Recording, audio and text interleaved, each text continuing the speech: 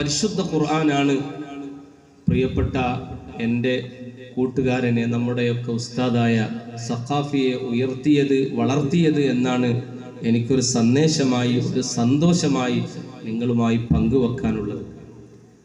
എത്ര ക്ഷീണം അനുഭവപ്പെട്ടാലും ചിലപ്പോൾ സിയാറത്തൊക്കെ ചെയ്തു വന്നാൽ, ജലീൽ ഉസ്താദിന് അനുഭവം പറയാണ്ട്, സിയാറത്തൊക്കെ ചെയ്തു വന്നാലും ഇനി സുബൈക്ക് ശേഷം കുറച്ച് സമയമല്ലുള്ളൂ. അപ്പൊ ഇന്ന് ഓതാനുള്ള ഔറാദ് ഖുർആനാണല്ലോ ഒരു മനുഷ്യന്റെ ഏറ്റവും വലിയ വിറുദ്. അല്ലാത്ത വിറുദുകളൊക്കെ ഉണ്ട്, ഖുർആനിനേക്കാൾ ഒരു വലിയ വിറുദ് വേറെയില്ല. അപ്പൊ ആ വിറുദ് ഇന്ന് പൂർത്തിയാക്കാൻ സാധിച്ചിട്ടില്ലെങ്കിൽ അത് പൂർത്തിയാക്കും. അല്ലാഹു സുബ്ഹാനഹു വ തആല അവിടുത്തെ ആഖിറം വെളിച്ചമാക്കി കൊടുക്കട്ടെ. നിങ്ങളൊക്കെ നന്നായി ദുആ ചെയ്യണം. ഞങ്ങൾ വല്ലാത്ത പ്രയാസത്തിലാണ്, ദുഃഖത്തിലാണ്. ഒരു മരത്തിന് ഇടി കൊണ്ടാൽ എങ്ങനെ ഇരിക്കും, അതുപോലെയാണ് ഒരിക്കലും ഓർക്കാൻ കഴിയാത്ത, ഒരിക്കലും ചിന്തിക്കാൻ പോലും കഴിയാത്ത ഒന്നാണ് സംഭവിച്ചത്. അള്ളാഹുവിൻ്റെ ഖള ആണ്, അതിൽ പൊരുത്തപ്പെടുകയല്ലാതെ നമുക്ക് വേറെ സമാധാനമില്ല. ആ ഒരു ആശയം നമ്മുടെ മുന്നിലില്ലെങ്കിൽ നാമൊക്കെ പതറിപ്പോകുമായിരുന്നു. കാരണം പെട്ടെന്നുള്ള സ്റ്റോക്ക് അത്രയും വലുതാണ്. അനുജനെ സംബന്ധിച്ചിടത്തോളം കുടുംബത്തിൻ്റെ ഒരു അത്താണിയാണ്, ആശാകേന്ദ്രമാണ്. എനിക്ക് 6 സഹോദരിമാരുണ്ട്. ഈ 6 സഹോദരിമാരുടെയും കാര്യത്തിൽ ഇടപെടുന്ന ഒരാളാണ്. അവരൊക്കെ സാമ്പത്തികമായി വല്ല പ്രയാസം വരുന്ന സമയത്ത് അത് പരിഹരിക്കുന്ന ആളാണ്. തിരിച്ച് ഇന്ന ഡേറ്റിന് നിങ്ങളത് തരണമെന്ന് ഒറ്റ പെങ്ങളോടും പറഞ്ഞിട്ടില്ല. അവരാവശ്യപ്പെടുന്ന സംഖ്യ കൊടുക്കും, തിരിച്ചു കൊടുത്താൽ അത് സ്വീകരിക്കും. തിരിച്ചു തരണമെന്ന് പറയലില്ല. അവരെവിടുന്നെങ്കിലുമൊക്കെ സംഘടിപ്പിച്ച് കിട്ടിയാൽ ഓല് കൊടുക്കും. അങ്ങനെ അവർക്കാണ് വലിയ പ്രയാസം. സാധാരണ ഞാനുമായിട്ട് ഫോൺ സംഭാഷണം ഞങ്ങളായിട്ട് നടത്തുമ്പോൾ, ഫോണിൽ സംസാരിക്കുമ്പോൾ നിങ്ങൾക്ക് പലപ്പോഴും അനുഭവം ഉണ്ടാവും. ഫോണിൽ സംസാരിക്കുമ്പോൾ കുറച്ചേ പറയുള്ളൂ. അത് എന്നോടും അങ്ങനെ തന്നെ. ഒരു 2 മിനിറ്റ് അല്ലെങ്കിൽ 3 മിനിറ്റ് കൊണ്ട് അത് കഴിയും. നേരിട്ട് മുഖാമുഖമായിട്ട് സംസാരിക്കുമ്പോൾ എത്രയും പറയും. പക്ഷേ ഈ ഞായറാഴ്ച അല്ലേ മരണം നടക്കുന്നത്, ബുധനാഴ്ച ഞാനുമായിട്ട് 3/4 മണിക്കൂർ നേരം സംസാരിച്ചിട്ടുണ്ട്. അന്ന് എവിടുന്നാ നീ വിളിക്കണമെന്ന് ചോദിച്ചു. ഞാൻ കൊല്ലത്തുനിന്നാണ്.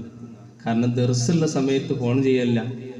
എവിടുന്നാ വിളിക്കണമെന്ന് വെച്ചാൽ കൊല്ലത്തുനിന്നാണ്. അപ്പോൾ ഇന്നലെ വന്നതാണ്, ഇന്നും കൂടെ പരിപാടി ഉണ്ട്, അത് കഴിഞ്ഞിട്ട് തിരിച്ചു പോകണം എന്ന് പറഞ്ഞു. കൊല്ലത്തുനിന്നാണ്. 3/4 മണിക്കൂർ സംസാരിച്ചിട്ട് തീർന്നിട്ടില്ല. പിന്നെ ബാങ്ക് കൊടുത്തപ്പോൾ ഞാൻ പറഞ്ഞു, പള്ളിയിൽ നിന്ന് ബാങ്ക് കൊടുക്കുന്നുണ്ട്, ജമാഅത്തിന് പള്ളിയിലെത്തണം, ഇനി നമുക്ക് പിന്നെ സംസാരിക്കാമെന്ന് പറഞ്ഞു. പിന്നെ സംസാരിച്ചിട്ടില്ല. അതാണ് അവസാനത്തെ സംസാരം. പക്ഷേ ആ 3/4 മണിക്കൂർ സംസാരത്തിൽ ഞങ്ങളുടെ കുടുംബത്തിൻ്റെ കാര്യം, അനുജൻ്റെ വീട് പണി നടക്കുന്നുണ്ട്, ആ വിഷയം, 3 പെങ്ങന്മാരുടെ വിവാഹ പ്രായമെത്തിയ പെൺമക്കളുണ്ട്. 3 പെങ്ങന്മാർക്ക്, 6ൽ 3 ആൾക്കും അവരുടെ വിവാഹ കാര്യങ്ങൾ. ഞാൻ സേവനം ചെയ്യുന്നത് ഓമശ്ശേരിയിലാണ്. ഓമശ്ശേരിയെക്കുറിച്ച്, അടുത്ത വർഷത്തെ അവസ്ഥയെക്കുറിച്ച്, അവൻ സേവനം ചെയ്യുന്നത് ഇവിടെ CK നഗറിലാണ്. CK നഗറിലെ ഇവിടുത്തെ സാഹചര്യത്തെക്കുറിച്ച്, ഇവിടുത്തെ മദ്രസയുടെ പണിയെക്കുറിച്ച്, ദർസിനെ കുറിച്ച്, 2ാം മദ്രസായ ജലീൽ ഉസ്താദിനെ കുറിച്ച്, അങ്ങനെ എന്തൊക്കെ വിഷയങ്ങളാണ് ഈ ഒരു 3/4 മണിക്കൂർ സംസാരത്തിൽ വന്നത് എന്നത് പിന്നീടാണ് എനിക്ക് ഓർമ്മ വന്നത്. അവിടെ വരാത്തൊന്നുമില്ല, എല്ലാ വിഷയവും. ഇതൊക്കെ എനിക്കുള്ള ഒരു മുന്നറിയിപ്പായിരുന്നു. ഇങ്ങനൊക്കെ കുടുംബത്തിൻ്റെ കാര്യങ്ങൾ ശ്രദ്ധിക്കണം എന്ന് പറയുന്നതായിരുന്നു എന്ന് പിന്നീടാണ് ചിന്തിച്ചപ്പോൾ മനസ്സിലായത്. ഇനി അതുമല്ല രസം, ചെറിയ അഞ്ജനോട്, ഇർഫാനിയോട് സാധാരണ യാത്രയിലൊന്നും ആരും കൊണ്ടുപോവില്ല. നിങ്ങൾക്കറിയാലോ, ഒരു ഡ്രൈവർ മാത്രം കൂടെ ഉണ്ടാവില്ല.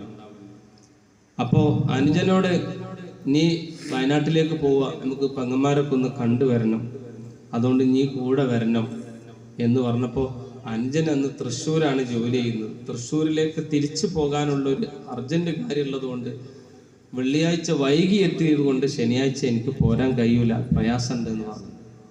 പക്ഷേ അന്ത്യയാത്രക്ക് അവസാനം ഇനി ഒരു യാത്ര ഇല്ല, അവസാനത്തെ വയലാണ്.